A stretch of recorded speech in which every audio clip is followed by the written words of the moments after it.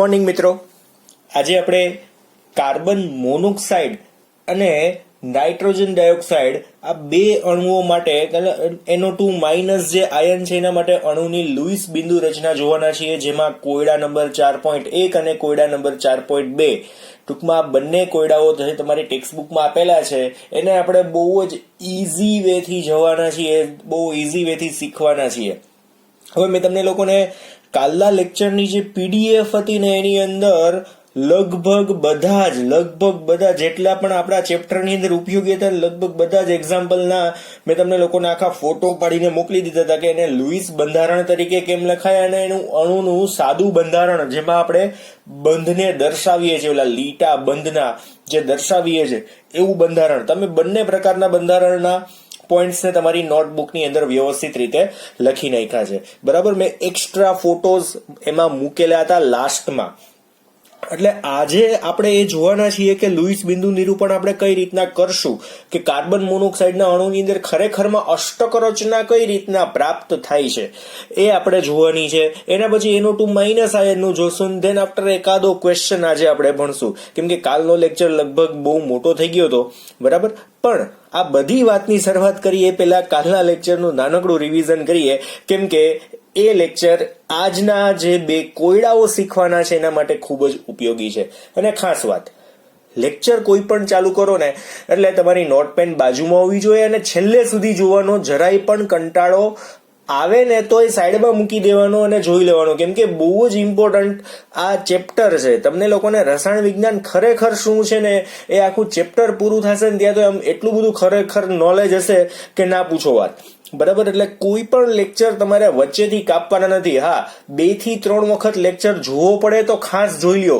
સન્ડેના દિવસે કોઈ પણ એક લેક્ચર મેં એવું કીધું છે, એટલે એક લેક્ચર મેં તમને આ 5 લેક્ચર ચાલ્યા છે ત્યાં સુધીમાં મેં તમને એવું કીધું હતું કે આ લેક્ચર તમે બીજી વાર જોશો ને તો એ ફાયદાકારક છે, બરાબર. તો એ લેક્ચરો તમારે બીજી વખત સન્ડેના દિવસે ખાસ જોવા, બરાબર. ચાલો, તો આપણે કાલનું એક નાનકડું પહેલા તો રિવિઝન કરી નાખીએ, ધેન આફ્ટર બીજી શરૂઆત કરશું. હું શું બુક બદલી ને એટલા માટે થોડુંક આમ ઓવરલોપ કર્યું છે, બરાબર. તો સાદા અણુની લુઈસ રજૂઆત આપણે કાલે જોઈ હતી. એમાં સોપાનો હતા. સૌથી પહેલા શું હતું કે ભાઈ જે પણ અણુ આપેલો છે એની અંદર જેટલા પણ તત્વ છે એમના સંયોજકતા ઇલેક્ટ્રોનની કુલ સંખ્યા ગણી નાખવાની. એટલે અહીંયા CH4 ના અંદર કુલ કેટલા ઇલેક્ટ્રોન છે, સંયોજકતા ઇલેક્ટ્રોન, તો કે ભાઈ 8 ઇલેક્ટ્રોન છે. કઈ રીતના ગણ્યા હતા? તો એક કાર્બનના 4 ઇલેક્ટ્રોન, બાહ્યતમ કક્ષાની વાત છે, સંયોજકતા કક્ષા અથવા તો બાહ્યતમ કક્ષા. બાકી કુલ તો કાર્બન પાસે 6 ઇલેક્ટ્રોન છે. આપણે સંયોજકતા ઇલેક્ટ્રોનની જ વાત કરવાની છે. તો કાર્બનની અંદર સંયોજકતા ઇલેક્ટ્રોન 4 છે અને હાઇડ્રોજનમાં સંયોજકતા ઇલેક્ટ્રોન કયો કે પોતાનો એક ઇલેક્ટ્રોન કયો, એ એક જ ઇલેક્ટ્રોન છે, બરાબર. હાઇડ્રોજન એક જ એવું છે કે જેમાં આવી વસ્તુ પોસિબલ થઈ છે, એ એક જ એવું છે, પેલું તત્વ છે ને એટલા માટે. તો કાર્બનમાં 4 અને હાઇડ્રોજનના કુલ 4, કેમ કે 4 વખત હાઇડ્રોજન છે, 4 4 ના 1 1, બરાબર. આ તો આપણે કાલે વાત થઈ હતી. ટોટલ શું થશે? 8. પછી મેં CCl4 નું એ જ રીતના એક્ઝામ્પલ આપ્યું હતું. તો પેલા સોપાનમાં એ વાત જોઈ. ધેન આફ્ટર આપણે શું જોયું હતું કે કોઈ પણ ઋણ આયન માટે દરેક વીજભારનો અર્થ શું થાય કે તેમાં એક ઇલેક્ટ્રોન અથવા તો 2 ઇલેક્ટ્રોનનો વધારો થયેલો હશે. અહીંયા આપણે એક જ લખ્યું છે, ખાલી એક શબ્દ ન લખીએ અને આટલી વસ્તુ લખીએ તો પણ ચાલે, કેમ કે ઇલેક્ટ્રોનનો ઉમેરો થાય તો કોઈ પણ અણુ ઉપર ઋણ વીજભાર આવે, બરાબર. એટલે કે એના જે સંયોજકતા ઇલેક્ટ્રોન જે આપણે કુલ ગણ્યા ને સોપાન 1 માં, એના કરતા એની અંદર કંઈક ઇલેક્ટ્રોન વધારે છે એવી ખબર પડે. દાખલા તરીકે CO3 છે, બરાબર. તો CO3 2- ઉપર લખેલું છે, એના બદલે એનો તટસ્થ અણુ સાદો હોય તો CO3. તો CO3 ની અંદર કુલ ઇલેક્ટ્રોન કેટલા જોવો છે? કાર્બન વત્તા 3 ઓક્સિજન, આ રીતના જ લખાય. 4 વત્તા 3 ગુણ્યા 6 એટલે 18 ને 4 22 ઇલેક્ટ્રોન થાય. પણ 2 - 4 છે એટલે કે શું? તો જે 22 ઇલેક્ટ્રોન થતા હોય ને એમાં 2 ઇલેક્ટ્રોન વધારાના ઉમેરાયેલા છે, એની જગ્યા નથી છતાંય ઉમેરાયેલા છે. ઉમેરાયેલા હોય તો એની ઉપર માઇનસ ચાર્જ આવે, બરાબર. આવી વાત થઈ હતી. એટલે કુલ 24 થઈ ગયા, ખરેખરમાં 22 હોવા જોઈએ.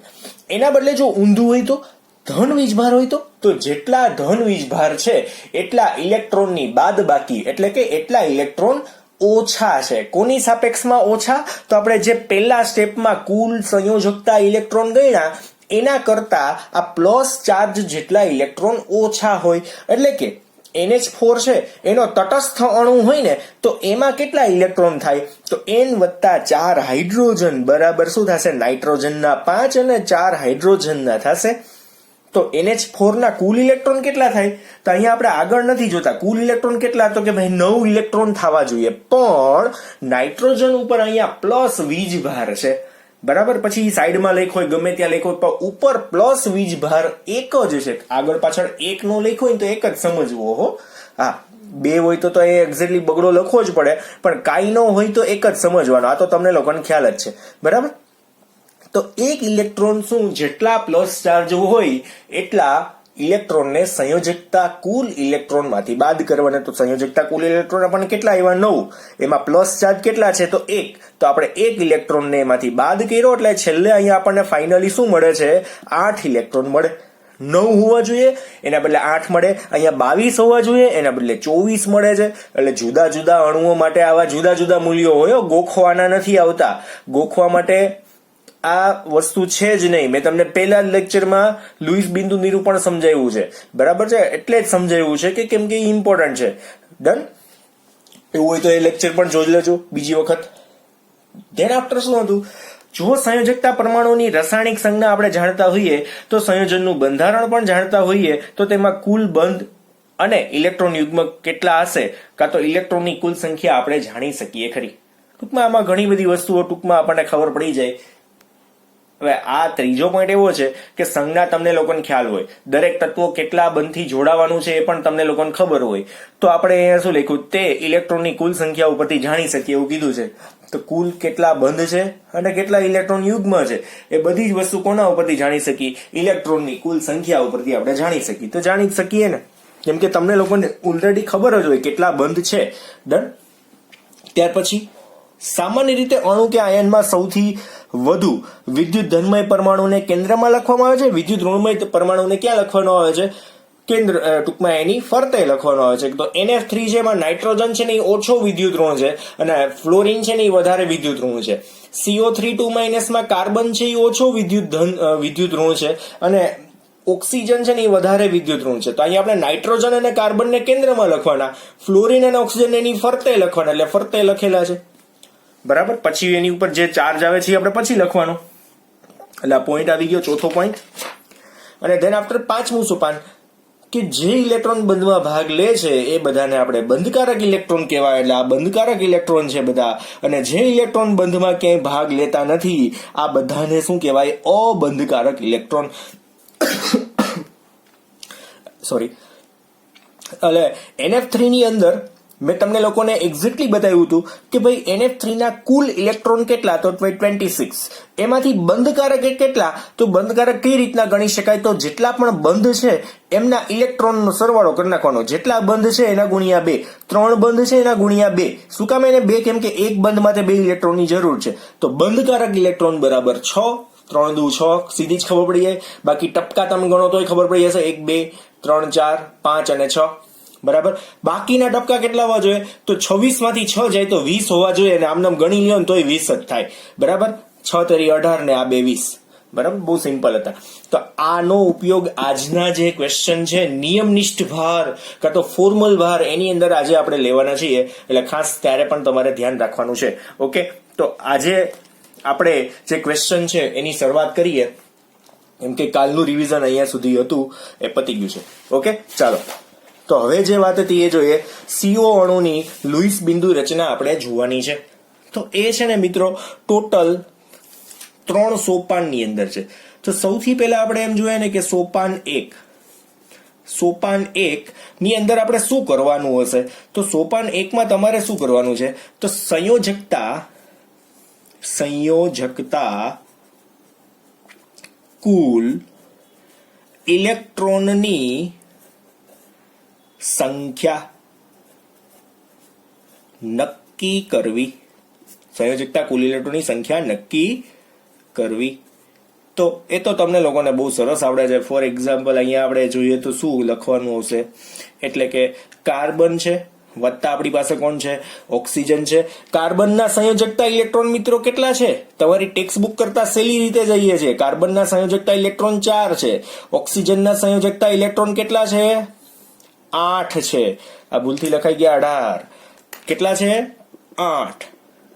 8 નહીં, કેટલા છે બીજા? હજી 6. બરાબર ને? ઓક્સિજન કેટલા છે? 6 ઇલેક્ટ્રોન છે.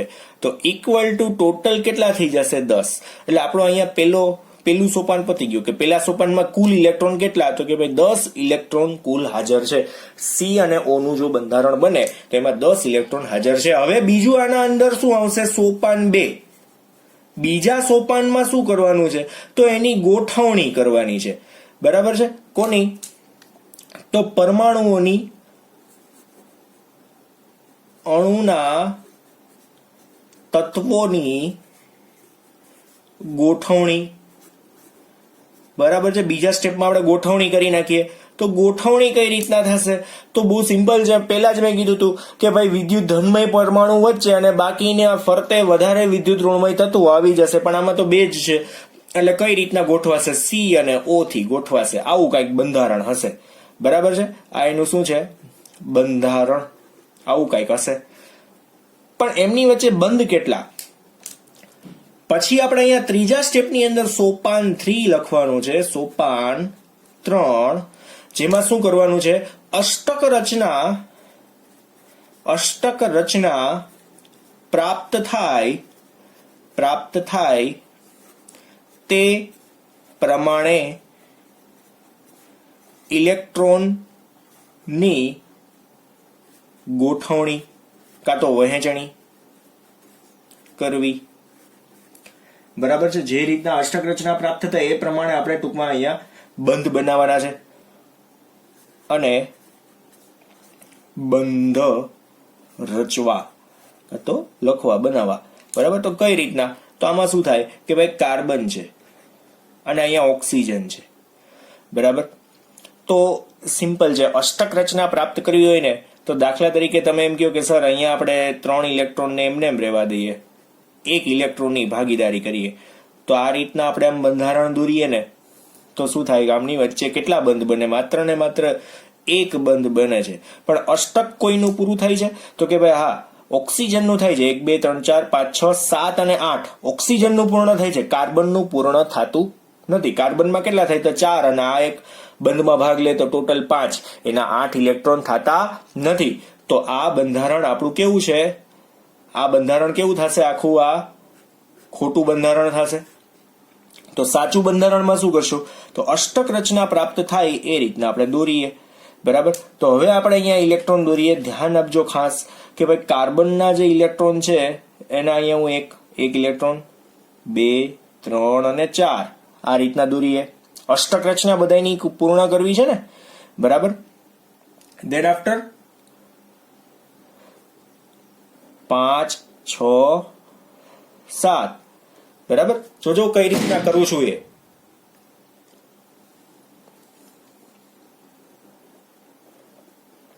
જો 10 ઇલેક્ટ્રોન થઈ ગયા. પેલા અહીંયા 6 હતા એટલે આ તો બંધારણ જ ખોટું હતું. અહીંયા જોજો ને 6 7 8 9 10 ને 11 થઈ જતા હતા. એટલે આ રીતનું તો બંધારણ પોસિબલ જ નહોતા. હજી અહીંયા આપણે આ ડોટને કાઢી નાખી. હાલો, એટલે આમાં શું કર્યું ખબર છે? આ બંધારણની અંદર એક જે ઇલેક્ટ્રોન છે ને, એક ઇલેક્ટ્રોન કયો? આ જે ઇલેક્ટ્રોન છે ને એ એવું તમારે સમજવાનું છે કે ઓક્સિજને આને ડોનેટ કરેલો છે. એટલે અહીંયા બંધ કેટલા હતા? 1 2 અને 3 બંધ તો છે જ. બરાબર છે? પણ ઓક્સિજને આ કાર્બનને ઇલેક્ટ્રોન ડોનેટ કરેલો છે. બંને પાસે 2 અબંધકારક ઇલેક્ટ્રોન યુગ્મ છે જ. એટલે અહીંયા પણ અબંધકારક છે, અહીંયા પણ અબંધકારક ઇલેક્ટ્રોન યુગ્મ છે જ. બરાબર છે? પણ બંધારણ ખરેખરની અંદર કેવું બનશે? તો કે આ બંધારણ આપણું સાચું બનશે. બરાબર? આને શું કર્યું છે? આને ઇલેક્ટ્રોન ડોનેટ કર્યો છે. તો ડોનેટ કરે તો આની ઉપર કયો ચાર્જ આવવો જોઈએ? પ્લસ ચાર્જ આવે. આની ઉપર કયો ચાર્જ આવે? માઇનસ ચાર્જ આવે. બરાબર? તો પ્લસ અને માઇનસ ચાર્જ એક જ અણુની અંદર હોય તો એને આપણે નાબૂદ કરી શકાય એકબીજાને. શું કહે બે પ્લસ માઇનસ બાજુમાં જ છે, તો આપણે ફાઇનલી આવું કરી શકીએ કે સી ટ્રિપલ બોન્ડ ઓ બંધારણ હોય અને બાકીના બે ઇલેક્ટ્રોન આ જ રીતના પડ્યા રહે. એટલે આ બંધારણ આપણું કેવું થઈ જશે? ફાઇનલ બંધારણ થશે. આ બંધારણ થશે નહીં. હજુ એક વખત બીજું એક્ઝામ્પલ લઈ લે, કોયડા નંબર 4.2 ની અંદર શું ક્વેશ્ચન છે એને જોઈએ. કોયડા નંબર 4.2 શું છે? NO2 માઇનસ અણુ માટે લુઈસ બિંદુ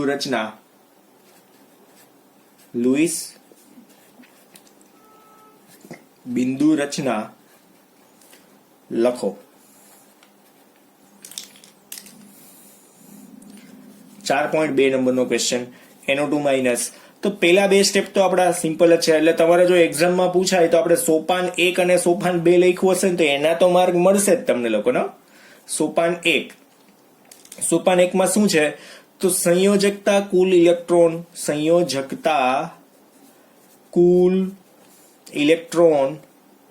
ની ગણતરી. બરાબર, ટૂંકમાં લખીએ છીએ સંયોજકતા કુલ ઇલેક્ટ્રોનની ગણતરી કરવી. અહીંયા આપણે એવું લખ્યું સંયોજકતા કુલ ઇલેક્ટ્રોનની સંખ્યા નક્કી કરવી, કુલ ઇલેક્ટ્રોનની ગણતરી કરી નાખીએ. શું લખ્યું છે અહીંયા? તો આપણી પાસે NO2 છે, તો કઈ રીતના આપણે ફાઇન્ડ આઉટ કરશું? તો જો એક નાઇટ્રોજન છે, બે ઓક્સિજન છે, બરાબર, અને બાકીનો શું છે? એક માઇનસ ચાર્જ છે. કાંઈ નથી આગળ, તો એક માઇનસ ચાર્જ આપણે સમજવાનો. તો આપણે અહીંયા કઈ રીતના લખશું? તો N વત્તા કેટલા ઓક્સિજન છે? બે ઓક્સિજન છે, વત્તા શું થઈ જશે? એક વધારાનો ઉમેરાયેલો છે ને, આ ઉપરનો ઇલેક્ટ્રોન છે એ વધારાનો ઉમેરાયેલો છે, તો એના બરાબર આપણે શું લખશું? તો નાઇટ્રોજનના કેટલા બાહ્યતમ કક્ષાના ઇલેક્ટ્રોન? 5. ઓક્સિજનના કેટલા હોય? 6 હોય, વત્તા આપણે એક તો ઉમેરવાનો છે જ. તો આના બરાબર શું ફાઇનલી થશે? એના બરાબર શું થશે? 6 દુ 12, 12 ને 5 17, 17 ને 1 18. ટોટલ કેટલા ઇલેક્ટ્રોન થઈ જશે? 18 ઇલેક્ટ્રોન થશે. ખરેખરમાં કેટલા થવા જોઈતા હતા? 6 દુ 12 ને 5 17 જ થાય. NO2 હોય તો 17 જ થાય, પણ એક ઇલેક્ટ્રોન વધારાનો છે. કેમ ખબર પડી? ઉપર માઇનસ ચાર્જ છે, બરાબર. તો એક જ માઇનસ ચાર્જ કોઈ એક બંધારણ ઉપર હશે. એટલે આપણે હમણાં જોશું કે કયા એવા તત્વો ઉપર એ માઇનસ ચાર્જ હોઈ શકે, બરાબર. એ પણ હમણાં નક્કી કરીએ. સૌથી પહેલા બીજું સોપાન જોઈએ. સોપાન 2 શું આવશે એમાં? અણુના તત્વોની ગોઠવણી કરવી. કઈ રીતના કરવાની? તો ઓલા નિયમ મુજબ ભાઈ વધારે વિદ્યુતઋણ છે એ તત્વની ફરતે રહેશે. એટલે સૌથી પહેલા શું હશે? ગોઠવણી કંઈક આ રીતની હશે કે નાઇટ્રોજનને વચ્ચે રાખવાનો અને ઓક્સિજન છે ને એની બંને બાજુએ ગોઠવાશે. શું કામ એને? કેમ કે આ વચ્ચે રહેશે, કેમ કે એ ઓછો વિદ્યુતઋણ છે, આ બંને વધારે વિદ્યુતઋણ છે. વધારે વિદ્યુતઋણ છે એને તત્વની ફરતે ગોઠવાયેલા રહે, બરાબર છે. આટલું તમને ખબર હોવી જોઈએ. ધેન આફ્ટર સોપાન 3 માં શું કરવાનું છે? સોપાન 3 શું છે? અષ્ટક રચના પ્રાપ્ત થાય તે મુજબ ઇલેક્ટ્રોનની ગોઠવણી અને બંધની રચના કરવી, બરાબર. તો આપણને આ તો ખબર પડી ગઈ. O, N અને O. શું કરી શકાય? તો ઓક્સિજનના જોવો છે ને 1 2 3 4 5 અને 6 ઇલેક્ટ્રોન થઈ ગયા. 6 થઈ ગયા. અહીંયા નાઇટ્રોજનના જોજો ને 1 2 1 2, બરાબર છે. અહીંયા 3, ઉપર કેટલા રહેશે? 4 અને 5, 5 થઈ ગયા નાઇટ્રોજનના, બરાબર. જોજે 6 અને 5 11 થયા. હજુ કેટલા નાખવાના છે? 7 ઇલેક્ટ્રોન. 7 નાખવાના છે ને, તો આપણે તો અહીંયા શું કર્યું કે ભાઈ ઓક્સિજનના 6 હોવા જોઈએ કરી નાખ્યા, નાઇટ્રોજનના 5 હોવા જોઈએ એ કરી નાખ્યા. તો અહીંયા એક જગ્યાએ નાઇટ્રોજન દ્વિબંધથી જોડાઈ જાય. આ પઝલ જેવું છે, આપણું માઇન્ડ ચાલવું જોઈએ કે આ રીતના ગોઠવીએ તો અષ્ટક રચના પ્રાપ્ત થાય. આપણે અષ્ટક રચના પ્રાપ્ત કરવાની છે અને વન ટાઈપ ઓફ એક પઝલ થઈ જશે આખી આખી આ. બરાબર. હવે તમારે નક્કી કરવાનું છે હું ઇલેક્ટ્રોનને કેમ ગોઠવું તો 8 ઇલેક્ટ્રોન થાય. બંધની સંખ્યા ખાસ યાદ રાખવી, મેક્સિમમ 3 છે. પછી મજા આવે એમ 4 ઇલેક્ટ્રોન આવી રીતના ભાગીદારીમાં નો રાખવા, કેમ કે 4 ઇલેક્ટ્રોન એકારે 4 બંધ નો બનાવે. બરાબર. એક સાથે એક જ તત્વ ક્યારેય એકબીજા સાથે 4 બંધથી ન જોડાય, મેક્સિમમ 3 થી જોડાય. કોકનો મારો એવો ક્વેશ્ચન હતો કે સર તમે તો કીધું હતું કે 3 જોડાય તો કાર્બન કેમ 4 બંધથી જોડાય? પણ કાર્બન જુદા જુદા તત્વો સાથે 4 જુદા જુદા બંધ બનાવે, કોઈ એક તત્વ સાથે તો મેક્સિમમ 3 જ બંધ બનાવી શકતો હોય. બરાબર. તો અહીંયા હજુ 7 ઘટે છે ને, 6 ને 5 11 થઈ ગયા, 7 ઘટે છે તો એ 7 ને આપણે ગોઠવીએ અહીંયા. તો અહીંયા 1 2 3 4 5 6 અને 7. જો એક ઇલેક્ટ્રોન વધારે છે તો આપણે અહીંયા શું લખી શકીએ? એક ચાર્જ એની ઉપર માઇનસ છે એવું લખી શકીએ. હવે આને બહુ વ્યવસ્થિત લખીએ તો કે ભાઈ એક ઓક્સિજન છે જે દ્વિબંધી નાઇટ્રોજન સાથે જોડાયેલો છે અને સામે એક સિંગલ બંધી ઓક્સિજન સાથે જોડાયેલો છે. આના બદલે આપણે આવું પણ લખી શકીએ, ઓ ડબલ બોન્ડ ના બદલે અહીંયા સિંગલ બંધ કરી નાખીએ ને અહીંયા ડબલ બોન્ડ ઓ કરી નાખીએ. બરાબર. આને હું થોડુંક ઇરેઝ કરી નાખું એટલે તમે બે રીતે ટૂંકમાં બંધારણને લખી શકો છો ખરી. બે રીતે મિરર ઇમેજ ટાઈપનું અહીંયા બંધારણ થશે. તો અહીંયા માઇનસ ચાર્જ કોની ઉપર આવી જશે? આ બાજુ આપણે માઇનસ ચાર્જ લખી નાખીએ આ જ રીતના, અને સેમ એઝ તમે દ્વિબંધને કોઈ પણ બાજુ લખી શકો. એવું જરૂરી નહીં કે અહીંયા 6 ને અહીંયા 7 રાખીએ, એના બદલે આપણે ફેરવી શકીએ. કોઈ પણ બંધારણ આપણું અહીંયા સાચું પડશે. બરાબર છે. બંને બંધારણ સાચા પડશે. આને આપણે અહીંયા એરો બતાવી દઈએ કે બે એકબીજાના એક પ્રકારના સંસ્પંદન બંધારણો છે. બરાબર. હવે સંસ્પંદન શબ્દ તમને લોકોને અત્યારે ખબર નથી પણ પછી ખબર પડી જશે. આમાં ખરેખરમાં માઇનસ ચાર્જ તમારે ગોતવું હોય ને તો કયા તત્વો ઉપર આવે ખબર છે? આ ઓક્સિજન જેની ઉપર 7 ઇલેક્ટ્રોન છે ને જેની પાસે, એની ઉપર માઇનસ ચાર્જ આવે, બાકી બીજા કોઈ ઉપર આવે નહીં. જેની પાસે 7 ઇલેક્ટ્રોન છે એની ઉપર શું આવે? માઇનસ ચાર્જ આવશે. બરાબર. અહીંયા માઇનસ ચાર્જ આમાં આવશે. જ્યાં સિંગલ બનશે ત્યાં માઇનસ ચાર્જ આવશે, કેમ કે અહીંયા તમને જોઈને ખબર પડી ને ભાગીદારી, તો વાંધો નહીં. અને આની અંદર આપણે ઇલેક્ટ્રોન દોરીએ તો કેવી રીતના થશે? તો અહીંયા 1 2 3 4 5 6 બરાબર, 7 8 9 10. પછી અહીંયા શું છે? 11 12 13 14 15 16 ને આ એક 17 ને એક 18. બરાબર.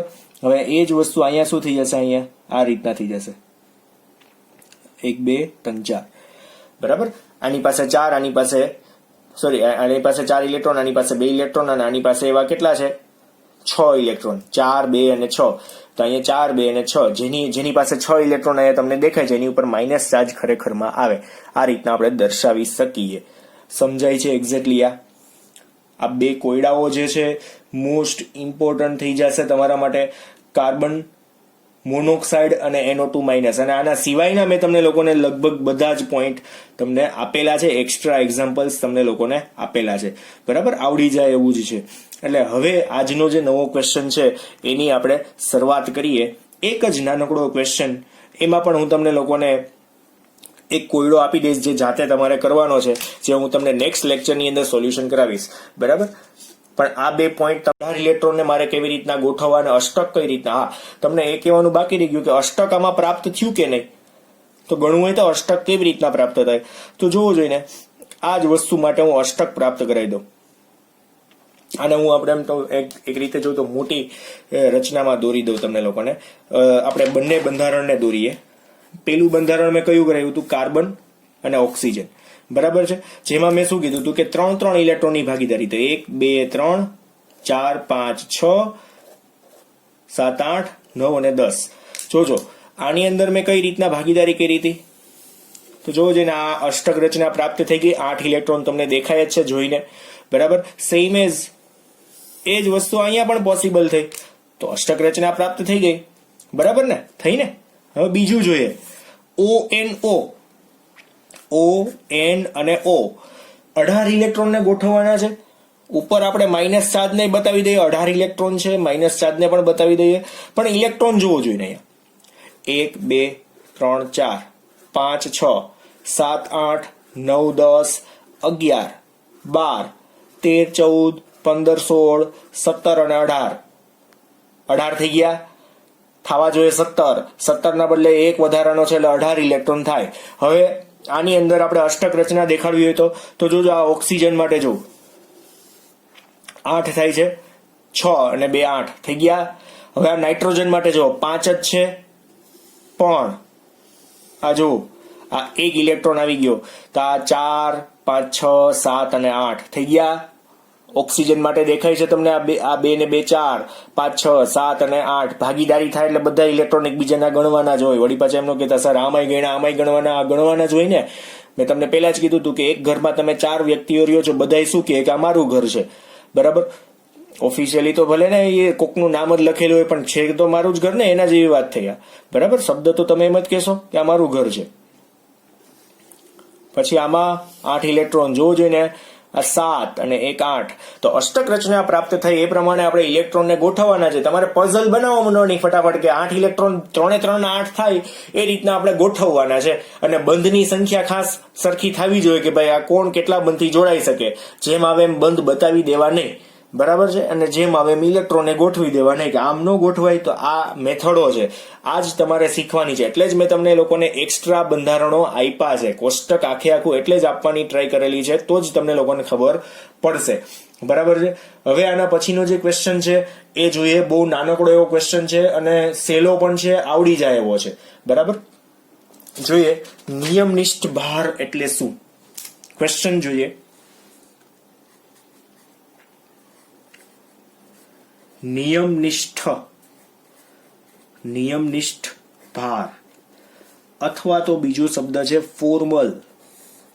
ફોર્મલ ભાર એટલે શું? ફોર્મલ ભાર એટલે શું? તે શોધવાનું સૂત્ર લખી O3 એટલે કે ઓઝોન માટે ફોર્મલ ભાર ગણો, બરાબર. આ છે ને 2 અથવા 3 માર્કની અંદર પૂછાઈ શકે એવો ક્વેશ્ચન. આપણે એક્ઝામની અંદર પૂછી શકીએ, મોસ્ટ ટાઈમ બી પૂછાશે 100% જ. આપણી એક્ઝામ આ ચેપ્ટરની હશે ને તો આ ક્વેશ્ચન તો હશે જ. પેલી એક્ઝામ ની અંદર તો આ ક્વેશ્ચન હશે જ, બરાબર છે. મોસ્ટ ઇમ્પોર્ટન્ટ છે એટલા માટે. ડેફિનેશન ઉપર ખાસ ધ્યાન રાખવાનું છે. આની અંદર વ્યાખ્યા ખાસ યાદ રાખજો, બહુ સહેલી છે. ટેક્સ્ટ બુક કરતા પણ આપણે સહેલી લખીએ. પરમાણુની મુક્ત અવસ્થામાંના સંયોજકતા ઇલેક્ટ્રોન અને જો અહીંયા ઇલેક્ટ્રોનને હું ખાલી E- જ લખું છું, અને લુઈસ બંધારણ માં તેના દર્શાવેલા ઇલેક્ટ્રોન વચ્ચેના તફાવતને શું કહેવાય?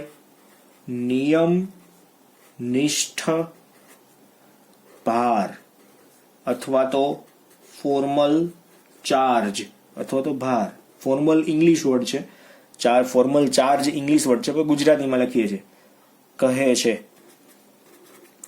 એટલે સંયોજકતા કુલ ઇલેક્ટ્રોનમાંથી બંધકારક ઇલેક્ટ્રોન અને અબંધકારક ઇલેક્ટ્રોનને બાદ કરવાના છે, એને આપણે શું કહેવાય? નિયમનિષ્ઠ ચાર્જ, બરાબર છે.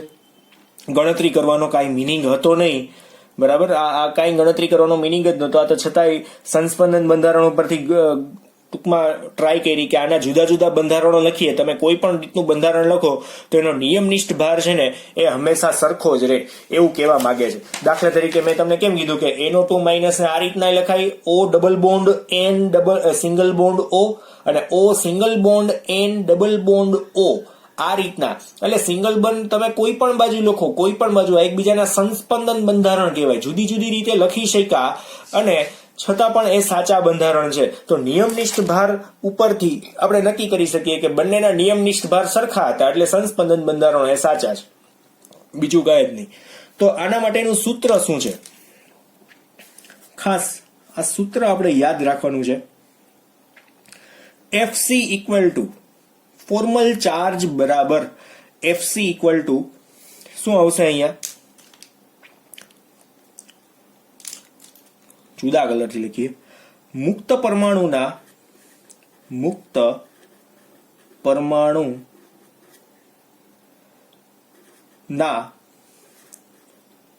સંયોજકતા ઇલેક્ટ્રોનની કુલ સંખ્યા. આ તો તમને લોકોને આવડતી હોય, સંયોજકતા પરમાણુની કુલ સંખ્યા. બરાબર. આ નક્કી કર્યા પછી એમાંથી બાદ શું કરવાનું છે ખબર છે? એમાંથી બાદ કરવાનું છે અબંધકારક ઇલેક્ટ્રોનની કુલ સંખ્યા બાદ કરી નાખવાની. બરાબર. અને હજુ એમાંથી કંઈક બાદ કરવાનું છે. એમાંથી એ બાદ કરશું. હવે એમાંથી શું બાદ કરવાનું છે? તો વન હાફ શું? તો બંધકારક ઇલેક્ટ્રોનની કુલ સંખ્યા. એને શું કરવાની છે? આમાંથી બાદ કરી દેવાની છે. દેખાઈ ગયું? હવે રેડી? તો આપણા આ કઈક સૂત્ર બન્યા. બરાબર. આટલું કઈક એક સૂત્ર બની ગયું છે. બરાબર ને? આમ આગો જવા દો એટલે મસ્તનું આમાં કાઉન્સ બની જાય ને. બરાબર ને? શણગારવું તો મને ગમે, પણ હવે હું ક્યારેક ભૂલ થઈ જાય લખવાની. માણસ છીએ ને, થાય એવું, કાંઈ વાંધો નહીં. ચોખ્ખું દેખાય, તમને લોકોને ચોખ્ખું દેખાય એટલા માટેની મહેનત છે, બીજું કાંઈ જ નથી આ. બરાબર. બાકી તો બોર્ડ હોય તો આપણે તો ફટાફટ લૂછી જ નાખીએ, કદાચ ખબર પડી જાય તો. અને ઘણીવાર વાક્ય રચનાની અંદર ક્યારેક રસ્વાઈ દીર્ઘાની એવી કઈ ભૂલ પડે જોડણીની, તો આપણે એ કઈ મેટર કરતી નથી, કેમ કે સાયન્સમાં તમે લોકો છો 10મા ધોરણ સુધી એ જોડણીની ભૂલો હોય. સાયન્સમાં ક્યારેય જોડણીની ભૂલો હોતી નથી. બરાબર. એટલે એવી રીતે મૂંઝાવવું નહીં, ક્યારેય મૂંઝાવવું નહીં. અને કદાચ એવી જોડણી યાદ રાખવા જશો ને તો આમાં બીજું જે કેટલું ખરેખર કામનું છે ને એ રહી જશે. એટલે એ કદાચ મારાથી ભૂલ થાય તો એ ઇગ્નોર કરવા લાયક જ છે. અને હું એટલે જ ઇગ્નોર કરું છું કે એની કઈ જરૂર જ નથી. ખરેખરમાં આ જે પોઈન્ટ છે એ તમને લોકોને સમજાવવો જોઈએ. બરાબર. તો અહીંયા નિયમનિષ્ઠ ભાર શું થશે કે ભાઈ નિયમનિષ્ઠ ભારનું ખરેખરમાં રીઝન શું કે મુક્ત પરમાણુના ઇલેક્ટ્રોનની કુલ સંખ્યામાંથી આપણે શું બાદ કરવાનું છે? અબંધકારક અને બંધકારક ઇલેક્ટ્રોનને બાદ કરી દેવાના છે. એટલે આપણને શું મળશે? નિયમનિષ્ઠ ભાર મળી શકે. બરાબર છે. હવે આ જ વસ્તુ આપણે કોના માટે ગણવાની છે? તો ઓઝોનના અણુ માટે ગણવાની છે. બરાબર છે. તો કઈ રીતના આપણે ફાઇન્ડ આઉટ કરશું? ફોર એક્ઝામ્પલ, ઓઝોનનો અણુ આપણે કઈ રીતના લખી શકશું? O3 નું બંધારણ કેવું લખી શકાય? તો O3 નું બંધારણ તમે છે ને આ રીતના દોરશો. O અને O, 3 ઓક્સિજન દોર્યા. બરાબર. હવે ક્યાંક પ્લસ ચાર્જ આવશે, ક્યાંક માઇનસ ચાર્જ આવશે. આપણે તો અષ્ટક પૂર્ણ થાય ને એ રીતના આપણે બંધારણ દોરવાનું હતું. બરાબર છે. તો હું સૌથી પહેલા તો આ ઓક્સિજન ઇલેક્ટ્રોન લખી નાખું. 1 2 3 4 5 અને 6 આ ઓક્સિજનના ઇલેક્ટ્રોન થઈ ગયા. ધેન આફ્ટર જોજો બધાના આપણે ઇલેક્ટ્રોન લખીએ. પછી આના 1 2 3 4 5 અને 6 આના ઇલેક્ટ્રોન થઈ ગયા. કલર કદાચ જુદો તમને દેખાતો હશે. હવે આના ઇલેક્ટ્રોન 1 2 3 4 5 અને 6. તો જેમની પાસે 5 ઇલેક્ટ્રોન છે એની ઉપર કયો ચાર્જ આવશે? 5 ઇલેક્ટ્રોન છે એની ઉપર કયો ચાર્જ આવશે? Plus charge. જેની પાસે 7 ઇલેક્ટ્રોન છે એની ઉપર કયો ચાર્જ આવશે? Minus charge. કોમન વાત થઈ ગઈ ને. બરાબર. તો આ બેની વચ્ચે હું અહીંયા બંધ બતાવી દઉં અને અહીંયા સિંગલ બંધ આવશે, કેમ કે આ રીતના આપણે લખી શકીએ ને. બરાબર ને? હવે આને આપણે ઘાટા કરી નાખીએ એટલે તમને લોકોને બંધકારક અને અબંધકારક ઇલેક્ટ્રોન ગોતવામાં થોડુંક સહેલું પડે. બરાબર છે ને? હું ઘાટા દોરી દઉં છું. ડન. હવે બધાને નંબર એ આપવો પડશે પાછો. આ 1 નંબર છે, આ 2 નંબર છે અને આ 3 નંબર છે. ફરી પાછો એક વખત જોઈ લઈએ. જો અહીંયા કુલ 1 નંબરનો પરમાણુ છે તો એના સંયોજકતા ઇલેક્ટ્રોન કેટલા હોય? ટોટલ 6 જ હોય. બાહ્યતમ કક્ષામાં 6 જ ઇલેક્ટ્રોન હોય. બરાબર. એમાં અબંધકારક ઇલેક્ટ્રોન કેટલા? તો 1 અને 2, જેને બંધમાં ભાગીદારી લીધી નથી એવા 2 ઇલેક્ટ્રોન. અને -1/2 તો છે જ. પછી બંધકારક ઇલેક્ટ્રોનની સંખ્યા કેટલી? તો ઓક્સિજન આ એક છે ને એ ટોટલ 3 બંધથી જોડાયેલું છે. ઓક્સિજન છે એ આ 3 બંધથી જોડાયેલું છે, તો કુલ ઇલેક્ટ્રોન કેટલા થઈ જશે? એના બંધકારક 6 થઈ જશે. બરાબર. હવે સરવાળો બાદબાકી તમને લોકોને આવડે છે. ધેન આફ્ટર આ બીજા માટે જોઈએ તો અહીંયા 6 ઇલેક્ટ્રોન તો થઈ ગયા. અહીંયા કેટલા થઈ ગયા? 6 ઇલેક્ટ્રોન તો છે જ સૌથી પહેલા તો. બરાબર. 6 એ 6 ઇલેક્ટ્રોન. હવે એની અંદર બંધકારક ઇલેક્ટ્રોન કેટલા છે? તો બંધકારક ઇલેક્ટ્રોન કેટલા? તો 2 બંધથી આ ઓક્સિજન જોડાયેલો છે, તો કુલ ઇલેક્ટ્રોન કેટલા થશે? 4 થશે. 2 બંધથી જોડાયેલો છે આ ઓક્સિજન, તો કુલ કેટલા ઇલેક્ટ્રોન થાય? 4 ઇલેક્ટ્રોન. શું કામ? એને કેમ કે 2 બંધ, તો ટોટલ 4 ઇલેક્ટ્રોન. -1/2. અને અબંધકારક ઇલેક્ટ્રોન કેટલા દેખાય છે? તો 1, 2, 3 અને 4 કેટલા દેખાય છે? સોરી, બંધકારક ઇલેક્ટ્રોન કેટલા દેખાય છે? આપણે તો ઓલા જોઈએ કા, સોરી મારી મિસ્ટેક થઈ ગઈ ફરી પાછી. તો અહીંયા શું આવશે? બંધકારક ઇલેક્ટ્રોનની સંખ્યા. અબંધકારક ઇલેક્ટ્રોનની સંખ્યા કેટલી? તો 1, 2, 3 અને 4. અહીંયા 4. અને ફાઇનલી બંધકારક ઇલેક્ટ્રોનની સંખ્યા પણ કેટલી આવશે? 4 જ આવશે. બેયમાં 4 4 આવશે, એટલે આડાવડું થઈ ગયું. ચાલો જવાબ શું આવશે આનો? 0. આ પણ 4 છે, બંધકારક એ 4 છે અને અબંધકારક એ 4 છે, એટલા માટે થોડું આડાવડું થઈ ગયું. કઈ વાંધો નહીં. થર્ડ વન, O3 નો ફોર્મલ ભાર બરાબર શું આવશે? ફાઇનલ ધ્યાન આપજો, આમાં 6 ઇલેક્ટ્રોન તેની બાહ્યતમ કક્ષામાં છે જ. ઓક્સિજનની કોઈ પણ ઓક્સિજનની બાહ્યતમ કક્ષામાં કેટલા ઇલેક્ટ્રોન હોય? 6 હોય. હવે એમાંથી બાદ શું કરવાના છે? અબંધકારક. અબંધકારકને બાદ કરશો તો અબંધકારક કેટલા છે? 1, 2, 3, 4, 5 અને 6 એ 6 છે. 6 માંથી 6 બાદ કરવાના. પછી 1/2. બંધકારક કેટલા છે? તો કે 2 ઇલેક્ટ્રોન છે. બંધકારક કેટલા છે? 2 ઇલેક્ટ્રોન. કેમ કે એક બંધ તો 2 ઇલેક્ટ્રોન. બરાબર શું થશે? અહીંયા -1 જવાબ આવશે. 6 માંથી 6 અને -1 હજુ, એટલે ટોટલ જવાબ આવશે -1. તો આ ફોર્મલ ચાર્જ મળી ગયો. પેલા ઓક્સિજનનો ફોર્મલ ચાર્જ +1 છે, બીજાનો 0 છે અને ત્રીજાનો શું છે? -1 છે. હવે આ જ વસ્તુ આમ ઊંધી લખી નાખો તો આ આખા મૂલ્ય ઊંધા થઈ જાય, બીજી કાંઈ જ વાત નથી. બરાબર છે, આવડી જાય એવું છે. હવે આના પછીનો એક આના જેવો જ કોયડો તમને આપી દઉં એટલે થોડીક વધારે મજા આવશે. એક્ઝામ્પલ 2 તમારા હોમવર્ક માટે આપણે શું કરવાનું છે? SO2 માટે, SO2 ના અણુ માટે. તો SO2 નું બંધારણ કેમ લખશો ખબર? S, O અને O. કેમ કે સલ્ફર કરતા ઓક્સિજન બંને જે છે એ બંને ઓક્સિજન કેવા છે? વધારે વિદ્યુત ઋણ છે, બીજું કાંઈ જ નથી. તો આ ઓક્સિજન માટે લખીએ આપણે 1, 2, 3, 4, 5 અને 6. જો ઓલા જેવું જ છે, ઓલા જેવું જ છે. ફરી પાછું કહું છું એટલે કહું, ઓલા જેવું જ છે.